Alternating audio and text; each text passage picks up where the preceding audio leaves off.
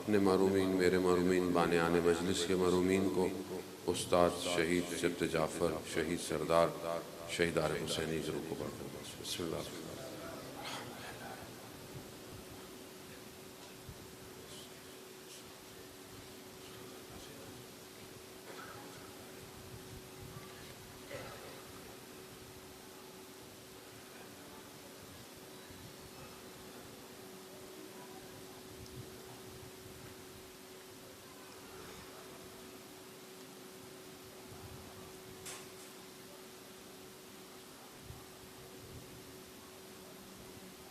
امام زمانہ کی سلامتی کے لیے ایک دفعہ صلوات پیش کریں۔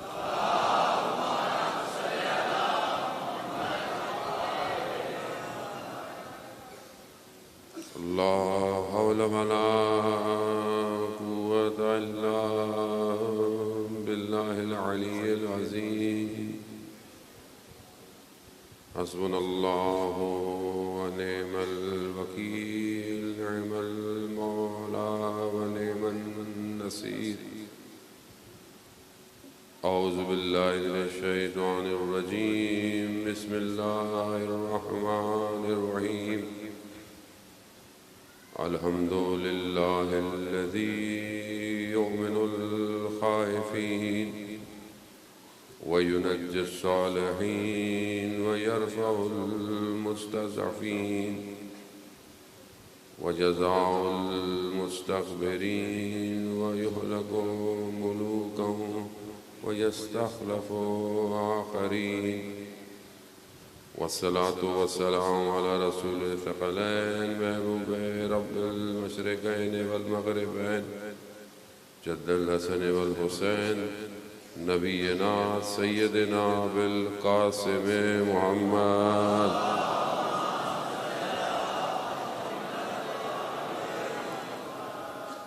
وعلى آله الطيبين الطاهرين المعصومين لا سيما بقية الله في الأرضين روحي وأرواحنا لتراب مقدم الفداء ولعنة الله على أعدائهم أجمعين بسم الله الرحمن الرحيم رب اشرح لي صدري ويسر لي أمري واحلل عقدة من لساني يفقهوا قولي أما بعد فقد قال الله تبارك وتعالى في كتاب الحكيم والقرآن المجيد وما خلقت الجن والانس الا ليعبدون صلوات بیت محمد والا۔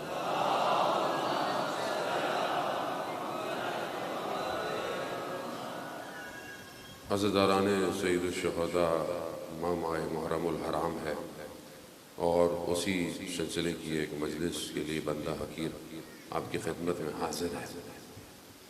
یقیناً ان ایام میں آپ مقصد سید الشہداء علیہ السلام سنتے بھی رہے اور اس پر عمل بھی کرتے رہے ہوں گے۔ حقیقت خلقت انسان بندگی ہے پروردگار کی۔ پروردگار نے ہر چیز کو ایک مقصد کے لیے بنایا ہے، ایک ہدف ہے اس کا، اور اگر وہ چیز اس مقصد کی طرف نہ بڑھے تو خلقت میں خرابی نہیں، پھر انسان کا راستہ غلط ہے۔ جس مقصد کے لیے ہر چیز مقصد کے لیے، آپ گھر سے باہر نکلتے ہیں کوئی نہ کوئی مقصد ہوتا ہے۔ کوئی آپ کو راستے میں آ کر روک کے پوچھے کہ کیوں باہر ہو، آپ بولیں پتہ نہیں، تو بولے گا کہ شاید دماغی توازن کسی کام کے لیے تو باہر ہے، کوئی نہ کوئی پڑھنے گیا ہے، کام کرنے گیا ہے، نوکری گیا ہے، کھیت گیا ہے، کچھ تو ہے۔ اسی طرح ہر چیز کا ایک مقصد اور ایک ہدف ہونا بہت ضروری ہے، اور یہی چیز انسان کو کمال پہ پہنچاتی ہے۔ بچہ کیوں محنت کرے، کیوں پڑھائی میں محنت کرے، اس کا مقصد کیا ہے؟ تاکہ وہ بہتر نمبروں سے پاس ہو، اچھا انسان بنے، شعور و عقل ہو، اچھی یونیورسٹی میں جائے۔ اسی طرح عزیزان محترم ہر چیز کا ایک مقصد ہے، اور عزاداری کا بھی ایک مقصد ہے۔ اگر یہ عزاداری اس مقصد کی طرف نہیں لے کے جا رہی تو عزاداری میں مسئلہ نہیں ہے، عزاداروں میں مسئلہ ہے۔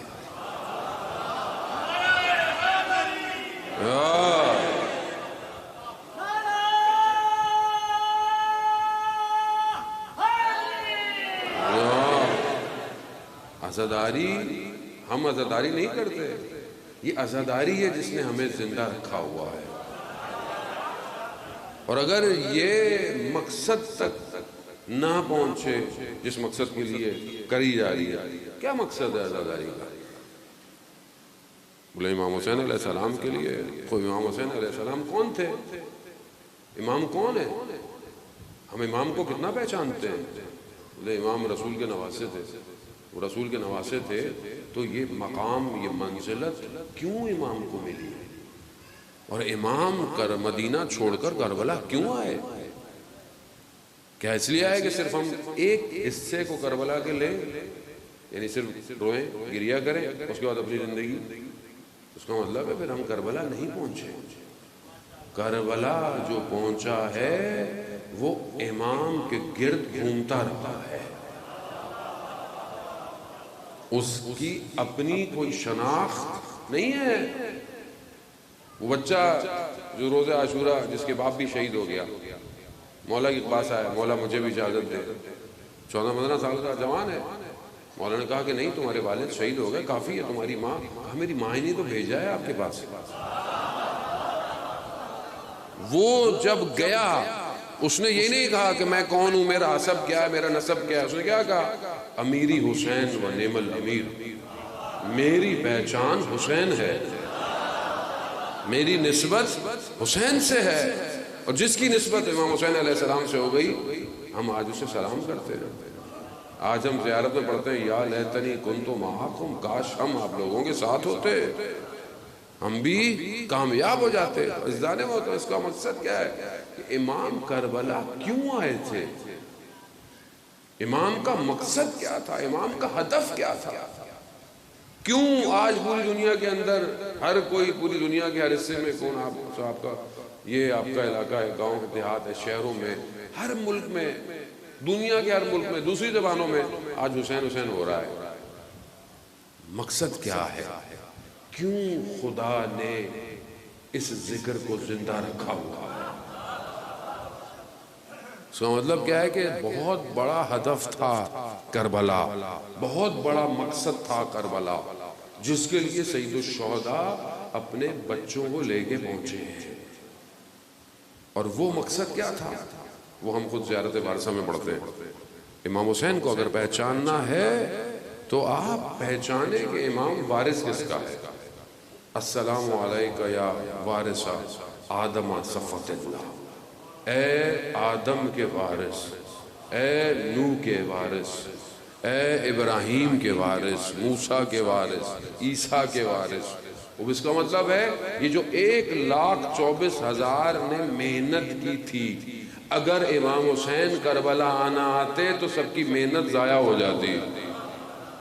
یعنی اس سب کی وراثت کو لے کر امام حسین کربلا آئے. امام حسین لا الہ الا اللہ کے لیے کربلا آئے کہ کوئی معبود نہیں سوائے خدا کے. امام حسین نے خود فرمایا مدینہ سے نکلتے وقت کہ میں اپنے جد کی سنت کو زندہ کرنے کے لیے نیا کام نہیں ہے. کیوں؟ مگر مسلمان نہیں تھے سامنے، مگر اسلام کی حکومت نہیں تھی، مگر سامنے نماز پڑھنے والے نہیں تھے، مگر صرف زبانی تھے، دین ان کے اندر نہیں تھا. یہی وجہ ہے کہ امام حسین اس دین کو بچانے کے لیے کربلا آئے. امام کے مقابلے میں ظاہری طور پر وہ لوگ مسلمان تھے، حقیقتاً ان کا اسلام سے کوئی تعلق نہیں تھا. کیا وجوہات ہے کہ وہ لوگ جو اسلام کو مانتے تھے، امام کو پہچانتے تھے، مگر امام کے مقابلے میں آ گیا؟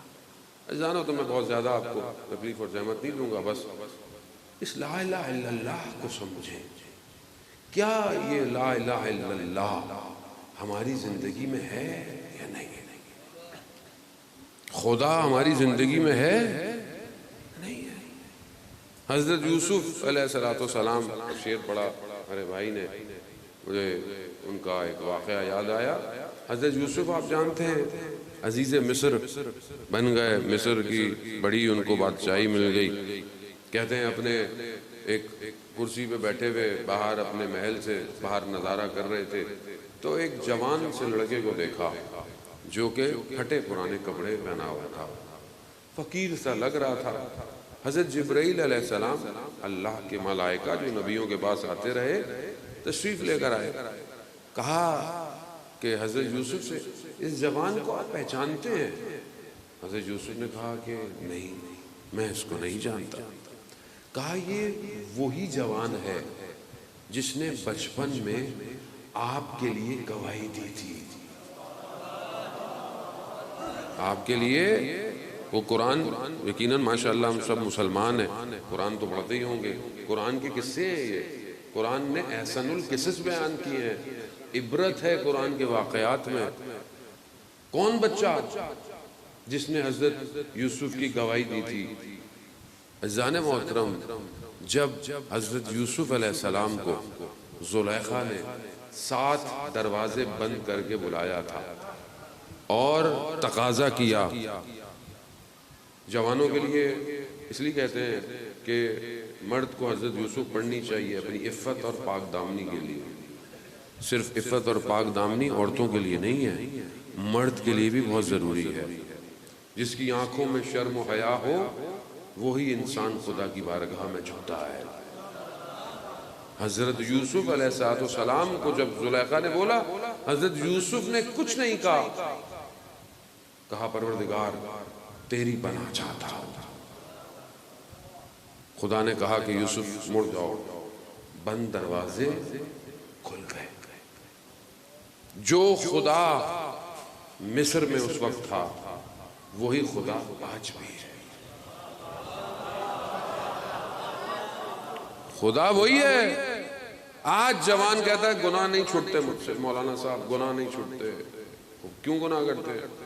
کیونکہ آج کل یہ موبائل جو ہاتھوں میں ہے، یہ اس میں کوئی قید تو ہے نہیں، جو دل چاہے دیکھو، جو دل چاہے سنو۔ ایک ٹچ انسان کی زندگی کو جہنم کی آگ میں لے جاتا ہے۔ بھئی سمجھنے کی کوشش کریں، اس وقت کے یزید کو تو جتنا سمجھنا تھا، آج کے یزید کو سمجھیں کہ کون ہے وہ۔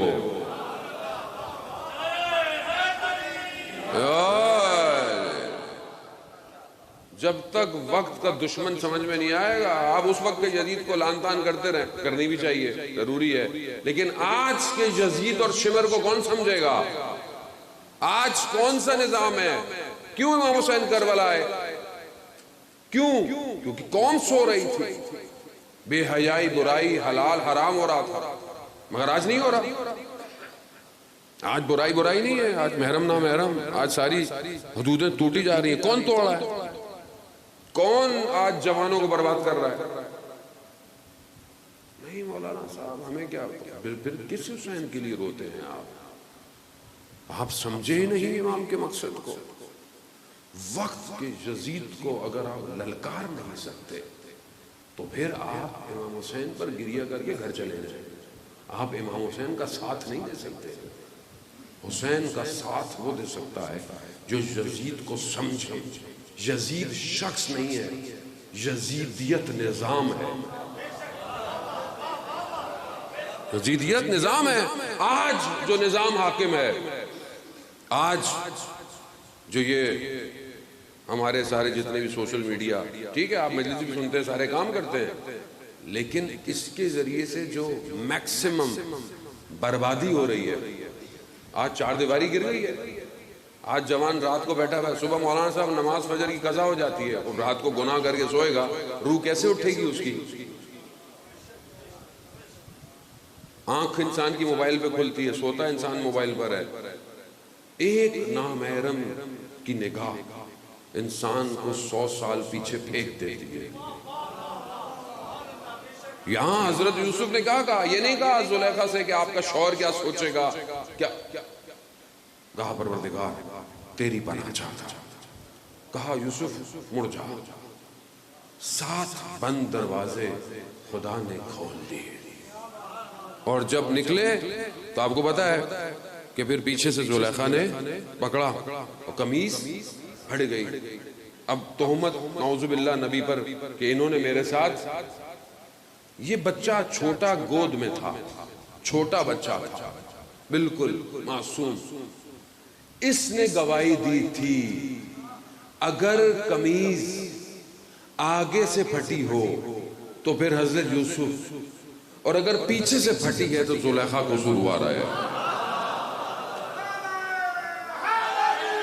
یار بچے نے استدلال دیا تھا. قرآن ہے عزیزان محترم. دنیا جہان کے فیس بک کے سٹیٹس پڑھتے پڑھتے تھکتے نہیں ہیں ہم. اللہ کی کلام پڑھنے کا ٹائم نہیں ہے ہمارے پاس. یہ نہیں بچائے گا یہ صبح شام میسج فارورڈ، یہ فارورڈ وہ فارورڈ. قرآن کی آیتیں جو نور بن کر وجود میں آئیں گی قیامت میں وہی بچائیں گی. تو اپنے بچوں کو بہرحال آپ نے ٹھیک ہے اچھی بات ہے موبائل دیں ساری چیزیں دیں، لیکن ان کو قرآن پڑھائیں، قرآن سکھائیں، انسیت پیدا کریں.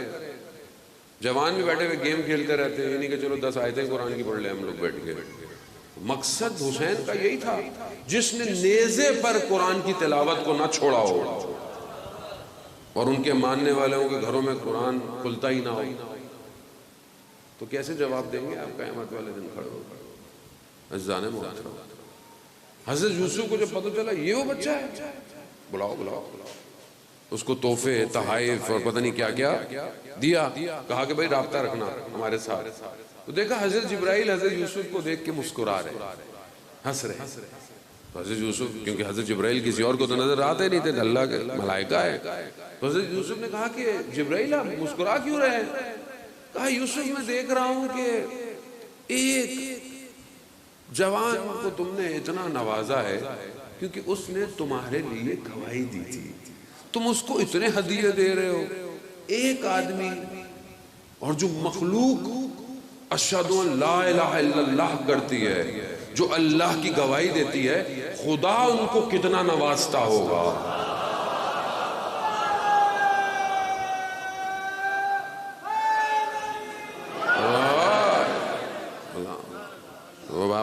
دیتے ہیں نا گواہی، اشہد ان لا الہ الا اللہ، پروردگار میں گواہی دیتا ہوں تیرے سوا کوئی معبود. خدا کتنا نوازتا ہوگا، خدا کتنا رحمان ہے. خدا قرآن شروع بسم اللہ سے ہو رہا ہے، یعنی رحمانیت سے شروع ہو رہا ہے. لیکن کیا یہ رحمت ہمارے وجود میں پائی جاتی ہے؟ خدا نے اپنی ان صفات کو دنیا میں پھیلایا ہوا ہے. اہل بیت علیہ السلام صفات الہی کا مظہر ہے. یہ ساری صفات اہل بیت علیہ السلام کے وجود میں پائی جاتی ہے.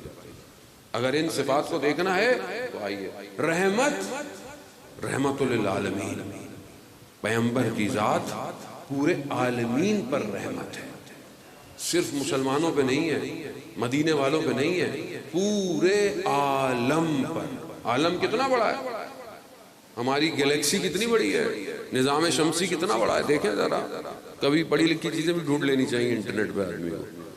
گلیکسی کتنی بڑی ہے، ایک سورج ہے، پتہ نہیں کتنے سیارے، اور یہ قطرہ ہے. پتہ نہیں اس طرح کتنی گلیکسیاں، کتنے نظام شمسی ہیں. اس کے اندر ہماری حیثیت، اس حیثیت میں کہیں دنیا، اس نقطے کے اندر کہیں ہم بیٹھے ہوئے ہیں. اس کے باوجود پروردگار کہہ رہا ہے اے بنی آدم، میں نے پوری کائنات کو تمہارے لیے بنایا مگر تمہیں میں نے اپنے لیے بنایا ہے. خدا لا الہ الا اللہ، یہی مقصد ہے حسین کا. خدا کو پہچانے. خدا آج ہماری زندگیوں میں کتنا احسان ہے. وہ چیز کہ جو بہرحال سیرت معصومین رہی. لیکن آج دشمن کو پہچاننا اس لیے ضروری ہے. بعض اوقات صرف میٹھی میٹھی باتیں نہیں کرنی چاہیے. دشمن کو نہیں پہچانیں گے تو اس کا مقابلہ نہیں کر سکتے. کربلا دو چیزوں کو بتا رہی ہے، ایک کون ہے، ایک حق ہے اور ایک باطل ہے. اب آپ بولے مجھے باطل سے کوئی سروکار نہیں، مجھے کیا کون تھا، تو اس کا مطلب ہے کہ آپ حق کو نہیں پہچانے. حق کے مقابلے میں جو آئے گا وہ باطل ہی ہوگا. باطل رک نہیں پاتا، مگر باطل اپنے آپ کو حق کے ساتھ ملا کر کام خراب کرتا ہے. باطل خود کچھ نہیں ہے. یہ جتنا آپ کو اسلام کے اندر شروع سے مشکل نظر آ رہی ہے کیا ہے؟ تھوڑا سا ملا کر باطل کو رنگ دیا گیا ہے. یہی وجہ ہے کہ آج پورا اسلام مشکلات کیا ہے. ہمارا وظیفہ ہے کہ ہم اپنی زندگی میں آج کے دور میں پہچانیں آج کا حسین کون ہے؟ وقت کا امام جو غیبت کے پردے میں ہے. آج اس کے مقابلے میں کون ہے؟ آج اس کے مقابلے میں کون سی تحریکیں؟ آج اس کے مقابلے میں نظام کیا ہے؟ آج امام کے ظہور کے لیے رکاوٹ کیا چیزیں ہیں؟ خوب یہ کون سمجھے گا؟ کون سمجھائے گا؟ اور ان کے مقابلے میں کھڑا ہونا کون کھڑا ہوگا؟ آپ کہیں جی مولانا صاحب میری تو اپنی زندگی ہے، میں تو خود ویسے بڑا پریشان ہوں، صبح شام میں اپنی زندگی میں لگا رہتا ہوں، کھیتوں کا مسئلہ ہے، کام کا مسئلہ ہے، اس کا مسئلہ ہے، اس کا مسئلہ ہے. تو پھر امام کہاں آئیں؟ کس کے پاس امام آئیں گے؟ جب سب کے اپنے اپنے مسئلے ہیں تو پھر یہ تو وہی ہوا جب امام حسین علیہ السلام جا رہے تھے رستے میں، امام نے کئی لوگوں کو بولا میرے ساتھ کربلا چلو. اکثر لوگوں نے بہانہ کیا ہے، مولا میرا گھر ہے، میرا نان نفقہ ہے، میرے بچے ہیں. وہ ترامہ کے جس کو امام رستے سے گزر رہے تھے، امام نے کہا کہ چلو. کہا مولا یہ میں نے کھیتی باڑی بڑی محنت کی ہے، بڑا کام کیا ہے، کنواں جو ہے نمکین ہے، پانی کڑوا ہے، اس کا نمک والا ہے، اگر آپ لاب دہن کچھ معجزہ کریں. امام نے لاب دہن سے اس کو میٹھا کر دیا. امام کا معجزہ دیکھا اس نے، پھر امام نے بولا چلو میرے ساتھ. کہا مولا اس کا کیا ہوگا یہ جو میں نے اتنی محنت کی ہے؟ آج کے دور میں یہ بات جب آپ سنتے ہیں تو ہم کہتے ہیں کہ کیسے لوگ تھے. مگر آج کے زمانے میں کیا ہم اپنے امام کے ساتھ ہیں؟ ہم اپنے امام کو کتنا یاد کرتے ہیں؟ ہماری زندگی میں امام کدھر ہے؟ اگر آج میرے وجود پر قرآن کی حکومت نہیں ہے تو کل امام زمانہ کی حکومت میں میں کام کروں گا. آج میرا گھر جو ہے وہ اہل بیت کی سیرت پہ عمل نہیں کرتا، میرے گھر کے لیے اہل بیت رول ماڈل نہیں ہے. یہ آپ نے حدیث قصہ کا پڑھا، وہ حدیث قصہ یہ کون سا گھر ہے؟ قرآن جہاں گھروں کی تعریف کر رہا ہے، قرآن میں پروردگار ارشاد فرماتا ہے کہ کچھ گھر ایسے ہیں کہ جس میں اللہ کا ذکر رفعت پاتا ہے، بلندی پاتا ہے.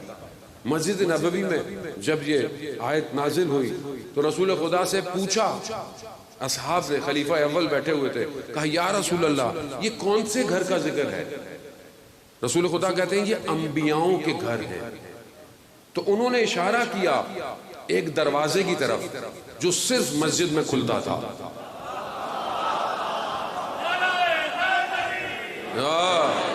اشارہ کیا، کہا یا رسول اللہ یہ گھر اس میں شامل ہے؟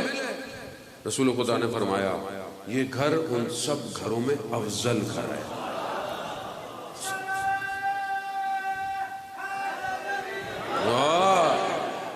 یہ گھر کیوں افضل ہے؟ کیونکہ اس گھر میں اللہ کا ذکر رفعت پا رہا ہے، بلندی پاتا ہے. ہمارے لیے یہی گھر رول ماڈل ہے. کیا ہمارا گھر ان کے جیسا ہے؟ ہم ان کو فالو کرتے ہیں، ہمارا گھر ہے. ان کے گھر میں کیا ہے؟ ان کے گھر میں عزیزم وقت نہیں ہے کہ وہ جو لائف سٹائل ہے، آج کل کے دور میں تو لائف سٹائل ہی کہیں گے، زندگی گزارنے کا طریقہ، طرز زندگی. آپ کا میرا طرز زندگی کیا ہے؟ اہل بیت کا طرز زندگی کیا تھا؟ ان کے گھر میں آپ دیکھیں، جب ان کے گھر میں بچہ، ان کے گھر میں خاتون، ان کے گھر میں بڑا، کیسے وہ اپنے گھروں کو دیکھیں. اپنی شادیوں میں تو ہم حدیث کے ساتھ پڑھ دیتے ہیں، لیکن اس کے بعد ہماری شادی میں کوئی ایسا کام نہیں ہوتا جو ان کی شادیوں میں ہوا تھا.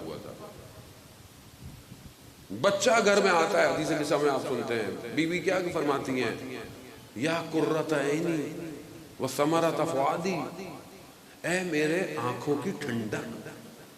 بچے کو کہہ رہی ہیں. کیا ہم اپنے بچوں کو بولتے ہیں آنکھوں کی ٹھنڈک؟ ہم تو کہتے ہیں آنکھوں سے دور ہو جاؤ. یہ چھوٹی سی مثال ہے، یہ آپ کو چھوٹی لگتی ہے. یہاں مولا کائنات بیٹھے ہوئے گھر میں بیوی کی ساتھ کام کر رہے ہیں. رسول خدا داخل ہوئے، کہا علی جو مرد اپنے گھر میں کام میں ہاتھ بٹاتا ہے اسے 100 شہیدوں کا ثواب ملتا ہے. اب آپ بولے مولانا صاحب ہم باہر بھی کام کریں گھر میں بھی کام کریں، بہرحال سب کے لیے. گھر کیسا ہے؟ یہاں بچے ایسے ہیں کہ ظاہر ہے یہ تو وہ گھر ہے کہ جو مختلف الملائکہ ہے، ملائکوں کو آمد و رفت ہے۔ انفاق اس گھر میں کیسا ہے؟ کوئی آ جائے خالی ہاتھ نہیں جاتا، اتنا اس کو دے دیتے ہیں کہ دوبارہ بھی نہیں آتا،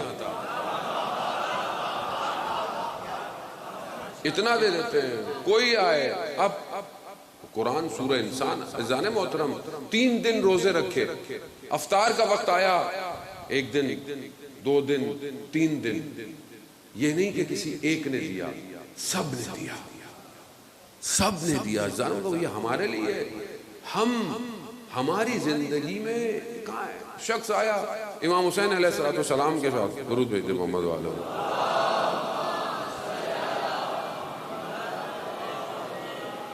امام کی خدمت میں آیا، امام سے مانگا، امام نے اس کو دروازے کے پیچھے سے دیا۔ پوچھا مولا آپ نے پیچھے سے کیوں دیا؟ کہا میں اس کی آنکھوں میں شرمندگی نہیں دیکھنا چاہتا تھا۔ شخص امام حسین علیہ السلام کے پاس آیا، کہا میرے بڑے بھائی کے پاس ان سے مانگو۔ جب انہوں نے 50 درہم، انہوں نے 49 دیے، ایک کم کیا۔ عبداللہ جعفر بیٹھے ہوئے تھے، انہوں نے 48، ایک اور کم کیا۔ کیوں؟ کہا بڑوں کے احترام۔ یہاں تو ایک دوسرے کو آدمی نیچے دکھانے کے چکر میں رہتا ہے، چاہے بھائی ہو چاہے رشتہ دار ہو۔ عزیزان وطن، گھر کو سمجھیں، خوف خدا، خدا سے خوف رکھنا اس گھر نے سکھایا ہمیں۔ خوف سے خدا کیسے؟ یعنی جو خدا چاہتا ہے اس کو انجام دو۔ دنیا سے دوری نہیں کہ دنیا کو چھوڑ دیا اور کوئی کام نہیں کیا، نہیں۔ صدر اسلام کے اندر کوئی رسول کی خدمت میں آئے کہ یا رسول اللہ کچھ لوگ ہیں جنہوں نے دروازہ بند کر دیا ہے، کچھ لوگ جنگلوں میں چلے گئے۔ کہا کیوں؟ کہا قرآن کی آیتیں خوف جہنم کا دیکھ کر گھبرا گئے۔ کہا کہ کوئی ہمیں زندگی نہیں گزارنی، کوئی رشتہ داری نہیں، کچھ نہیں، ہم جنگلوں میں رہیں گے، عبادت کریں گے۔ رسول خدا نے بلایا، کہا اگر یہ کام بہتر ہوتا تو میں خود کرتا۔ گھر میں بھی رہنا ہے، بازار میں بھی رہنا ہے، سارے کام کرنے ہیں، ساری چیزیں کرنے۔ کمال نہیں ہے۔ 2 جوانوں کا واقعہ، دونوں بھائی تھے، ایک جو ہے وہ پہاڑوں پہ رہتا، عبادت کرتا، خانقاہ اس نے اپنی بنائی ہوئی تھی، اسی میں رہتا تھا، اسی میں رہتا تھا۔ یہ بھائی کبھی کبھی اپنے بھائی کی خدمت میں جاتا تھا، اس کے پاس بڑی کرامات تھی۔ ایک دن اس بھائی نے سوچا کہ میں بھی اپنے بھائی کے پاس چلا جاؤں، یہ ہر وقت آتا ہے، یہ دنیا میں رہتا ہے، بازار میں اس کی دکان ہے، میں چلا جاتا ہوں۔ بازار آیا، اس کی دکان پہ تھا تو دیکھا کہ خاتون بازار سے کچھ خریدنے آئی تھی۔ تو وہ جو اوپر سے اترا تھا بھائی، اس کی نگاہ خاتون کے بازو پہ پڑ گئی۔ بھائی جو دکان جس کی تھی، اس نے اپنے بھائی سے کہا ہر وقت اوپر بیٹھ کر تم عبادتیں کرتے رہے، مگر نیچے اتر کر تم اپنی نگاہوں پر کنٹرول نہیں کر پائے۔ میں ہر روز بازار میں کھڑا ہو کے اپنی نگاہوں کی حفاظت کرتا ہوں۔ آپ بولیں جی گناہ میں اکیلا ہو جاؤں، میں کچھ نہ دیکھوں، کمال تھوڑی ہے کوئی۔ میدان میں کھڑے ہو کر انسان اپنے نفس پہ قابو پائے تو کمال ہوتا ہے۔ کمال یہی ہے۔ کسی کے پاس کچھ نہیں ہے تو وہ تو کبھی کچھ نہیں کرتا، اس کو موقع ملے گا تو گڑبڑ کرے گا۔ کمال عزیزان محترم، دنیا ہماری زندگی میں کتنی ہے۔ وہ جو سید الشہداء کے مقابلے میں آئے تھے، پہچانے ان کو، ان کے پاس دنیا تھی، دنیا کی محبت تھی۔ کیوں حضرت مسلم کو چھوڑ دیا کوفہ والوں نے؟ 2 چیزیں، ایک پروپیگنڈا، دوسرا لالچ۔ پروپیگنڈا کیسے ہوا؟ ہم اس کو ظاہر ہے ہم تاریخ میں بہت سی چیزیں مصائب میں سنتے ہیں اور گھر چلے جاتے ہیں۔ خوب اس زمانے کو سمجھنے کی کوشش کریں تو آج کا زمانہ سمجھ میں آئے گا۔ اس زمانے میں یہ موبائل، یہ واٹس ایپ، یہ یوٹیوب نہیں تھے کہ کوئی چیز پھیلانی ہو تو اس طرح پھیلائی۔ اس زمانے میں بھی پروپیگنڈا ہوتا تھا، غلط خبریں پھیلائی جاتی تھی، خوف جاسوسوں کے ذریعے سے، جاسوس بھیجے جاتے تھے لوگوں کے درمیان میں باتیں کرتے تھے اور لوگ اس کا شکار ہے۔ اتنا پروپیگنڈا تھا اور لوگ ہزاروں کی تعداد میں حضرت مسلم کے ساتھ تھے. کیا وجہ ہے کہ رات کو حضرت مسلم اکیلے تھے؟ کبھی سوچا آپ نے؟ بڑے آرام سے کہتے ہیں جی کوفہ والے بے وفا تھے، ختم. کیوں تھے بے وفا؟ کیسے ہوئے بے وفا؟ مگر یہ امام علی کی حکومت میں نہیں تھے امام کے ساتھ، انہوں نے امام کو نہیں دیکھا ہوا تھا. حالات. قوم میں اگر بصیرت نہ ہو، بصیرت کسے کہتے ہیں؟ دیکھنے کو. دیکھنا تو ہر کوئی ہے. جو دیکھ کر اس واقعے کی حقیقت کو نہ سمجھ پائے اسے بصیرت ہے. انسان تحلیل کرے، یہ سامنے ہو رہا ہے، صحیح ہو رہا ہے، غلط ہو رہا ہے. اب آپ بولیں بھی جو بھی مجلس پڑھے، جیسا بھی مجلس پڑھے، جو بھی ذکر کرے، ماشاءاللہ جی ماشاءاللہ جی مولا کا ذاکر ہے. بھائی پڑھ کیا رہا ہے؟ دیکھ کیا رہا ہے آپ کو؟ تو یہ اگر قوم میں بصیرت نہ ہو تو کوئی کچھ بھی آگے بڑھ جائے گا. کیسا ہی شعر پڑھ جائے، آپ نے واہ واہ واہ واہ کرنی ہے، آپ کو گھر جا کے بھی سمجھ میں نہیں آئے گا پڑھا گیا تھا اس نے. کیونکہ بصیرت نہیں ہے. بصیرت نہیں تھی کوفہ والوں میں. کوفہ والے انتظار کس کا کر رہے ہیں؟ امام کا. آیا کون؟ ابن زیاد. کیسے آ گیا کوفہ کے اندر ابن زیاد؟ جب ہزاروں کی تعداد میں حضرت مسلم کے لوگ ساتھ ہیں، ابن زیاد داخل کیسے ہوا؟ کیسے داخل ہوا؟ کبھی آپ نے سوچا کہ کیسے آ گیا؟ چند لوگوں کے ساتھ آیا تھا. امام آ رہے ہیں، امام آ رہے ہیں.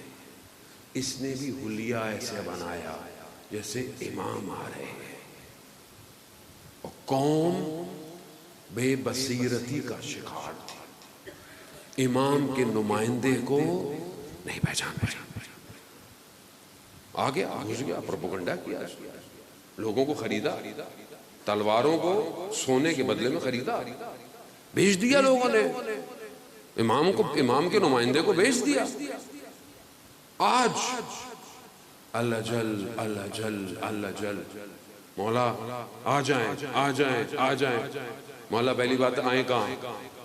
کس کے پاس آئیں؟ ہم تو ایک ایک دو دو شہروں میں رہتے ہیں، ہم آپس میں لڑے ہوئے ہیں، آپس میں ہی ناراض ہیں. ہماری تو مسجدیں ہی الگ الگ، امام بارگاہ بھی الگ الگ، تنظیمیں الگ الگ. وہ بولے نہیں امام مولا میری والی مجلس پڑھنے آئے، وہ بولے میری مجلس. ہم سے لوگ کہتے ہیں مولانا مجلس پڑھیں. ابھی رجوہ سادات سے جب میں آ رہا تھا مجھے کئی لوگوں کا فون آیا، مولانا صاحب مجلس پڑھنی ہے. میں نے کہاں پڑھنی ہے؟ کہتے رجوہ. میں کہا پڑھ تو رہا ہوں. نہیں جی ہماری پڑھنی ہے. بھائی ہماری آپ کی تھوڑی ہوتی ہے، مجلس تو صحیح تو شہداء کی ہے. جب آپ ایک جگہ آ رہے ہیں تو آپ سب شامل ہو جائیں، ہم ایک مجلس کرائیں، بہتر مجلس کرائیں. اب وہ کوئٹہ علمدار روڈ پہ 18 امام بارگاہ ہیں، ادھر کیوں نہیں پڑھ رہے ادھر کیوں نہیں پڑھ رہے؟ تو امام اگر ایک امام بارگاہ میں آ گئے تو باقی لوگ نہیں جائیں گے. ہمارا تو حال ہی ہے. پھر کہتے ہیں اللہ جل مولا آ جائیے. مولا کہاں ہے؟ اسی لیے تو نہیں آ رہے کہ امت تیار نہیں ہے. اللہ نے 11 اماموں کو بھیجا، امت تیار نہیں تھی. اب نہیں بھیجے گا جب تک امت تیار نہیں ہوگی. آخری ہے، حجت خدا ہے، وہ جب آئیں گے تو آئیں گے. مگر اس کا مطلب نہیں ہے کہ ہم لوگ تیار نہ ہوتے ہم آئیں گے نہیں. اللہ قرآن میں کہہ رہا ہے. تم کیا سمجھتے ہو جو زمین و آسمان کا خالق ہے وہ تمہیں لے جا کر نئی مخلوق بھی پیدا کر سکتا ہے؟ خالق ہے وہ. جو اگر قوم سو رہی ہے تو دوسری قوموں کو پیدا کر دے گا وہ. کیوں؟ کیونکہ اللہ کا وعدہ ہے. ہمارا نقصان ہے اگر ہم تیار نہیں ہوئے. یہ آج بھی پروپیگنڈا ہے. آج بھی آپ دیکھیں معاشرے کے اندر مایوسی، معاشرے کے اندر ٹکڑے ٹکڑے کر دینا. خود تشیع کے اندر آپ حال دیکھ لیں اپنا. ہم متحد نہیں ہیں، شیعہ سنی آپس میں متحد نہیں ہیں. دشمن کا کام یہی ہے. جبکہ قرآن ایک ہے، رسول ایک ہے. ٹھیک ہے آپ کہیں نہ کہیں تھوڑا معاملہ اوپر نیچے، لیکن اس کو علمی طور پہ حل کرتے ہیں، نہ پہ چوراہے پہ کھڑے ہو کے حل کیا جاتا ہے. اور سب سے بڑی بات یہ ہے کہ جو آنے والا ہے وہ سب کا ایک ہی ہے، چاہے اہل سنت ہو چاہے اہل تشیع ہو. حتیٰ زرتشت، بدھسٹ، یہودی، عیسائی، سب کی کتابوں میں آنے والا ایک ہی ہے. اور سب اس کا انتظار کر رہے ہیں. سب اس کا انتظار. سب سے زیادہ جو ڈیٹیل ہے، تفصیل ہے، وہ تشیع کے پاس. نام کون ہے، کس کی اولاد میں سے ہے، کہاں آئے گا، حکومت کیسی ہوگی، ماحول کیسا ہوگا، سب سے زیادہ ہمارے پاس ہے۔ ہم کتنے تیار ہیں؟ ہمیں پتہ نہیں ہے حکومت امام کی کہاں بننی ہے، اس حکومت کے لیے ہم کو تیاری کر رہے ہیں ہم۔ میں جوانوں سے کہہ رہا ہوں جانے محترم، جوان اپنی قیمت کو پہچانے، اپنے اندر صلاحیت ایجاد کرے، علمی میدان میں، تعلیمی میدان میں، دینی میدان میں، کوئی بھی پروفیشن ہے، کوئی بھی چیز ہے، اس کو آپ بہتر کیوں؟ کل کو امام کو ہر شخص کی ضرورت ہے۔ اور دوسری طرف انسان کو نمازی، پرہیزگار، عزادار، ماتمی سب ہونا چاہیے۔ آپ بولے میں ایک چیز کرتا ہوں دوسری چیز چھوڑتا ہوں، تو امام کا ایسا شخص نہیں چاہیے اس شخص کی طرح۔ مگر اپنے کسی کام کو چھوٹا مت سمجھو۔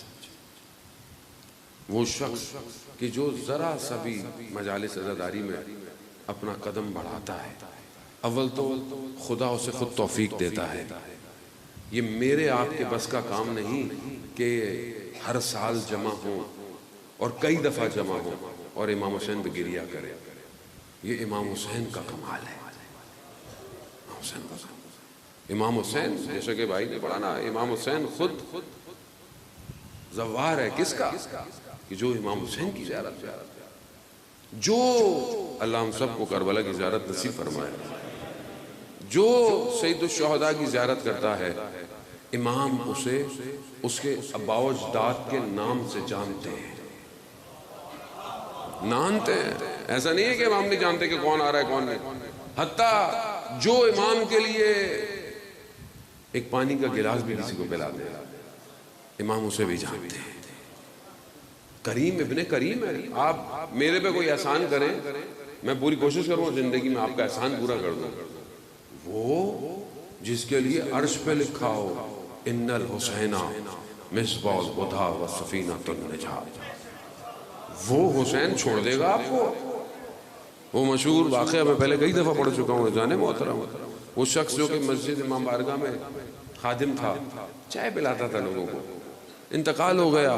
وہاں جو عالم دین تھے اس کے خواب میں آیا، اس سے پوچھا ماجرا کیا ہوا، قبر؟ کہا جیسے ہی میں قبر میں گیا، میری قبر میں امام حسین علیہ السلام تشریف لائے، امام آئے۔ کہا امام نے کہا کہ یہ جو سر سبز باغ ہیں یہ ہم نے تمہیں دیے ہیں، تم نے ہماری بڑی خدمت کی۔ کہا مولا، کہا تم نے اپنی زندگی میں، اب آپ دیکھیں کتنا پرٹیکولرلی دقیق، امام نے کہا تم نے اپنی زندگی میں 12,500 پتہ نہیں کتنے 74 چائے کے کپ پلائے، ایک ایک کپ کا حساب۔ رونے لگ گیا۔ امام نے کہا رو کیوں رہے ہو، میں نے کم دیا تمہیں؟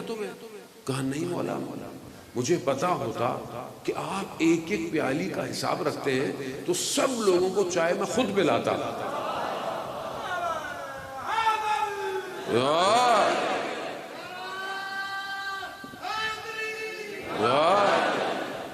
امام نہیں دیکھتے آپ پیسے والے ہیں، آپ غریب ہیں، امام آپ کی نیت دیکھ رہے ہیں، خلوص دیکھ رہے ہیں۔ جانا ہوتا پچھلے دنوں ایک ویڈیو وائرل ہوئی عراق میں، ایک بچہ، آپ کو پتا ہے وہاں ہر کوئی باہر کھڑے ہوتے ہیں، سبیل بچہ چھوٹا سا اپنے گھر کے باہر دو پانی کا جگ چائے کا کپ میں کھڑا رہا اور دیکھا کہ شاید کوئی لوگ آئیں گے، تو اس کی گلی سے کوئی گزرا ہی نہیں۔ عاشورہ کے دن تھے، اس کی ماں نے اس کی فلم بنا کر ادھر ادھر بھیج دی۔ دوسرے دن جلوسوں نے اپنا راستہ اس کی گلی میں موڑ لیا۔ خلوص، نیت دیکھتا ہے۔ اللہ آپ کو کربلا سے، نجف سے کربلا پیدل چلنے کی توفیق عطا فرمائے۔ رستے میں جس کے پاس کچھ نہیں ہوتا نا، وہ ٹیشو پیپر لے کے کھڑا ہوتا ہے، شاید یہ زائر امام حسین اپنا پسینہ صاف کر لے، میری زندگی سنور جائے۔ ہمیں نہیں پتا قیمت کیا ہے، جو اپنے آپ کو اس قابل کر لے اور حسین اسے خرید لے، اسے دنیا بیچ نہیں سکتی۔ آیت اللہ شمس الدین نے اپنی کتاب میں روزگاران میں اس واقعے کو بیان کیا۔ جان محترم، میری کوشش ہوتی ہے کہ بغیر معتبر کتابوں کے واقعات نہ پڑھوں، بیان کرتے ہیں کہ زمانے قدیم کے اندر ایک گھر تھا جو مجلس کراتا تھا پورے سال میں ایک دفعہ، اور اس سال ان کا کام نہیں چلا، ان کے پاس پیسے نہیں تھے۔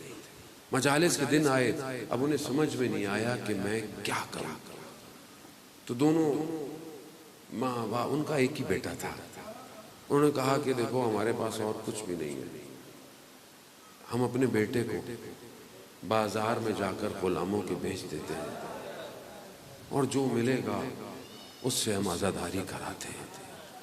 بیٹے کو جب پتہ چلا، بیٹا بھی راضی ہو گیا، انہوں نے بیٹے کے بال منڈوائے، صاف کیا، اس کو بازار لے گئے، سارا دن بازار میں کھڑا رہا، کسی نے اس کو خریدا نہیں۔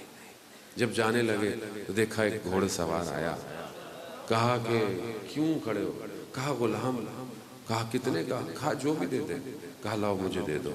ایک بڑی قیمت دی اور اس کو خرید، اس کو اپنے پیچھے سواری پہ بٹھایا اور پھر گھوڑا چلنے لگا۔ جیسے ہی شہر سے باہر نکلنے لگا تو بچہ تھا، جوان تھا، مڑ کر دیکھا اس نے، تو کہا کہ تم مڑ کے کیوں دیکھ رہے ہو؟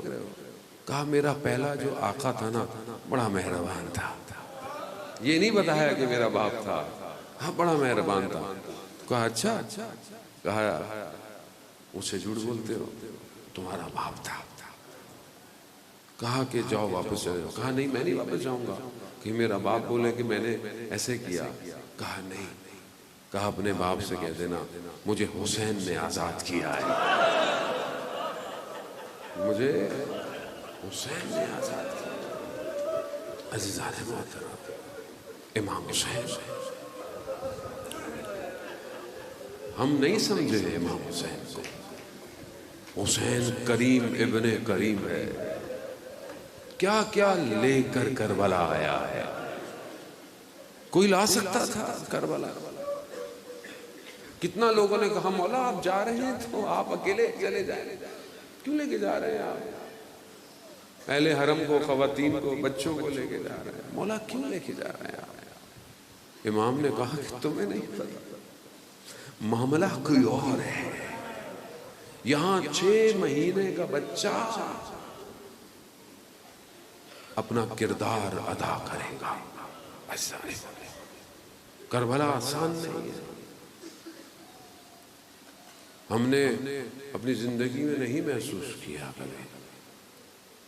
جب عراق میں بڑی عزاداری ہوتی تھی تو ایک شخص بہت مشہور تھا جو خاص قسم کا ماتم، خاص قسم کی عزاداری تھی۔ اسے لوگوں نے کہا کہ آپ اب تہران جائیں، وہاں پہ بھی اس عزاداری کو قائم کریں۔ نہیں جاتے تھے چھوڑ کے۔ ایک دن خواب میں امام حسین کو دیکھا، امام نے کہا حاج مرزوق تہران جاؤ اور وہاں پر عزاداری کو قائم کرو۔ خیر چلے آئے، عزاداری کی کرتے رہے۔ آخری زندگی کا ایام تھا۔ حاج یکتا کہتے ہیں کہ میں ان کے پاس گیا تو مجھے بتانے لگے کہ چند دن پہلے میں شدید بیمار تھا، شدید بیمار، بخار میں گلا خشک ہوتا ہے، میری 3 بیٹیاں ہیں، میں نے تینوں کو پکارا پانی کے لیے۔ میری بڑی بیٹی تھی، اس کا نام فاطمہ تھا، میں نے کہا فاطمہ بیٹا پانی لا دو، تو میں نے دیکھا کہ ایک نقاب پوش بیوی تشریف لائی۔ دوسری بیٹی راضیہ تھی، میں نے کہا راضیہ، یہ بیوی اور آگے بڑھی۔ میں نے کہا مرضیہ، یہ بیوی اور آگے بڑھی۔ کہا حاج مرزوق ہم آ گئے ہیں نا؟ کہا بیوی میں جانتا ہوں لیکن ادب تقاضا نہیں دیتا کہ میں آپ سے کہوں کہ مجھے پانی پلائیں۔ اسدارن لوگ اس مقام پہ پہنچ جاتے ہیں کہ جو خواب کے علاوہ بھی اہل بیت کی زیارت کرتے ہیں۔ کہا بی بی نے کہا کہ میں تمہیں پانی پلاؤں؟ کہا بی بی نے اپنی چادر سے پانی کا گلاس نکالا۔ کہا حاج مرزوق ساری زندگی تم نے ہماری خدمت کی ہے، یہ لو پانی پیو۔ بی بی نے کہا حاج مرزوق ہمارے لیے مصائب نہیں پڑھو گے؟ کہا بی بی مجھے ڈاکٹروں نے منع کیا ہے بیماری کی وجہ سے، لیکن آپ جو حکم کریں میں مصائب پڑھنے کو تیار ہوں۔ بی بی نے کہا حاج مرزوق علی اصغر کے مصائب پڑھو.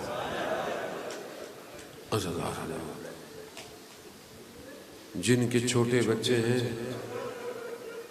شاید ان کو احساس ہو کہ چھوٹا بچہ پیاس میں مانگ کچھ نہیں سکتا، صرف گریے کرتا ہے. آپ دیکھتے ہیں نا چھوٹا بچہ ہے رو رہا ہے، کیوں رو رہا ہے؟ نہیں بس نہیں کیوں رو رہا ہے، کیوں رو رہا ہے، اتنا کیوں رو رہا ہے. لیکن بچہ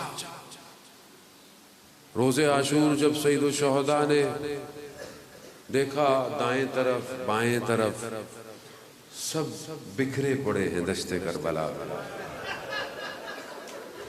آئینہ آئینہ مسلم ابن عقیل، آئینہ آئینہ ہانی ابن عروہ، آئینہ آئینہ حبیب ابن مظاہر، کہاں ہو کہاں ہو علی اکبر؟ آواز جواب کیوں نہیں دیتے؟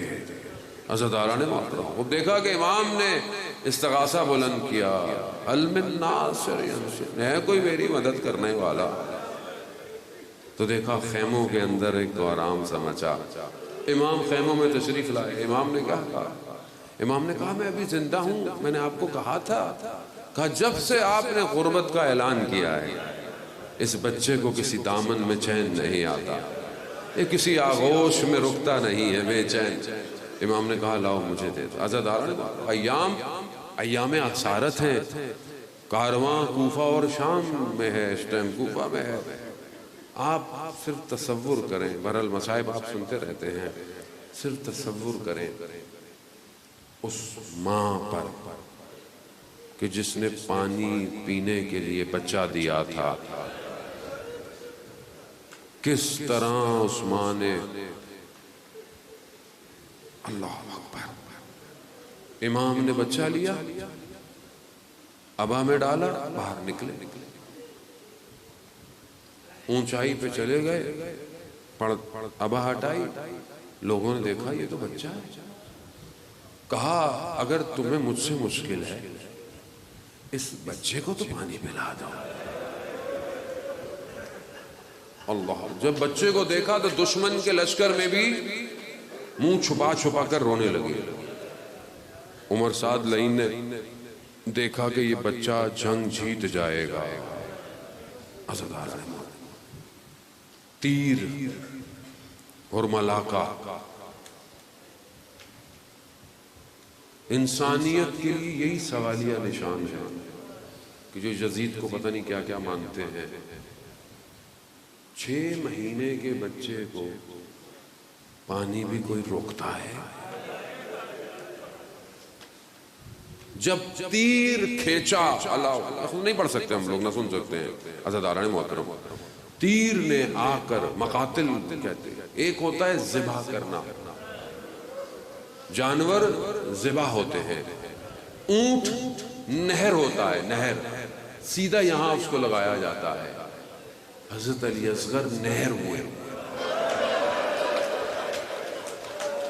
تیر ایسا لگا.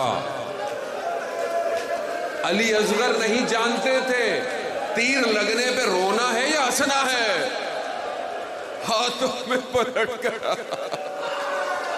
کہ میرے بابا میرے چہرے کو نہ دیکھے.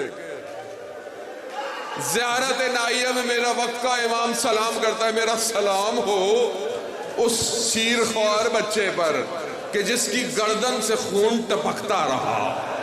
عزاداران محترم خدا آپ کے بچوں کو سلامت دے، بے اولادوں کو اولاد دے، اولاد نارینہ والوں کو اولاد دے. عزاداران محترم امام کا یہ بچہ، امام صبح سے بدن لا رہے ہیں، بھوکے پیاسے، علی اکبر کا داغ، عباس کے کٹے بازو، یہ سارے زخموں کو لیا ہوا حسین.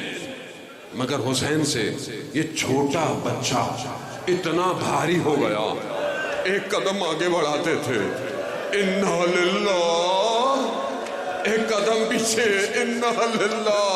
ارے حسین سے علی اصغر نہیں اٹھتا. اب خیموں میں جائیں یا کہیں باہر جائیں، مقاتل کہتے ہیں کہ خیموں میں لے کے گئے لیکن اس سے پہلے ماں کو کچھ ہو جاتا. علی اصغر کو لے لیا، خیموں کے پیچھے چھوٹی سی قبر بنائی، قبر میں دفنایا علی اصغر کو، امام حسین سے کھڑا نہیں ہویا گیا، آواز آئی حسین کھڑے ہو جاؤ، دامن کو جھاڑ کر علی اصغر کو دفنا کر اٹھ گئے حسین۔ عزاداران محترم، اگر مصیبت اتنی ہوتی تو رباب رک جاتی، مگر جب روز عاشور گزر گیا انہوں نے بدنوں کو گننا شروع کیا، انہوں نے دیکھا کہ ایک بدن کم ہے، کسی لعین نے کہا ہوگا خیموں کے پیچھے دفنایا تھا، رات کی تاریکی ہے، نیزے ہاتھوں میں ہیں۔ عزاداران محترم، بس امام زمانہ معاف کرے، ارے نیزوں کو گھوپتے گئے، رباب کا لخت جگر ایک نیزے میں آ گیا، نہیں پتا پھر کیا ہوا۔ عزاداران محترم، مصیبت یہاں بھی رکتی، میں نہیں پتا، نہ پڑھ پایا، نہ دیکھ پایا، نہ جانے ننھی سی گردن کو کس طرح تن سے جدا کیا ہوگا۔ ارے بی بی سکینہ جب بھی پانی دیکھتی تھی کہتی تھی بھیا علی اصغر۔